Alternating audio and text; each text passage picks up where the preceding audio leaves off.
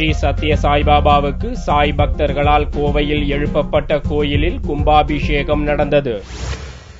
கோவையை அடுத்த கணுவாய் திருவள்ளுவர் நகரில் கடந்த 2004 ஸ்ரீ ஷீரடி சாய்பாபா கோயில் கட்டப்பட்டது. இக்கோவிலுக்கு இருபுறமும் விநாயகர், லட்சுமி சன்னதிகள் அமைக்கப்பட்டன. கடந்த ஏப்ரல் 24 ஜீவமுக்தியடைந்த ஸ்ரீ சத்ய சாய் பாபாவுக்காக கோயில் வளாகத்தில் தனி சன்னதி கட்டப்பட்டது. இதில் 3.25 அடி உயரத்தில் அமர்ந்த நிலையில் ஸ்ரீ சத்ய சாய் பாபா பக்தர்களுக்கு அருளாசி வழங்கும் தோற்றத்தில் சிலை அமைக்கப்பட்டுள்ளது.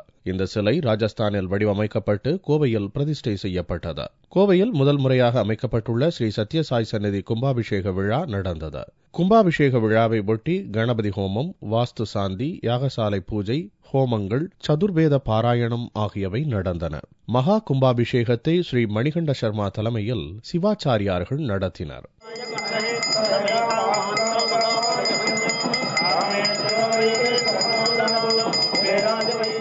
இந்த சத்யசாய் கோயில் நிர்வகிச்சிருக்கோம். இதுக்கு முக்கிய காரணம் என்னன்னா, நமக்கு எதிர்த்தா போல இருக்கிற மலை மேல ஷிரடி பகவான் உட்கார்ந்துருக்கார். அவருடைய ஆக்ஞைப்படியும், பகவான் சத்யசாய் பாபாவுடைய ஆக்ஞைப்படியும் உலகத்திலேயே முதலா இந்த கோவிலை கட்ட சொல்லி உத்தரவு வந்ததுனால இந்த இடத்தை தேர்ந்தெடுத்து இந்த கோவிலை நாங்க அமைக்கல, பகவான் அமைச்சுருக்கார். இதுதான் பகவான் சத்ய சாய் பாபாவுக்கு உலகத்திலேயே முதல் ஆலயம் எழுப்பப்பட்டு மகா கும்பாபிஷேகம் விமர்சையாக நடைபெற்றுள்ளன. சாய் கிருபா குழுவினரின் சத்ய சாய் பஜன், கோவை ஸ்ரீ ஜெயராம் பாகவதர் குழுவினரின் சாய் பஜன் நிகழ்ச்சிகளோடு கும்பாபிஷேக விழா நிறைவடைந்தது.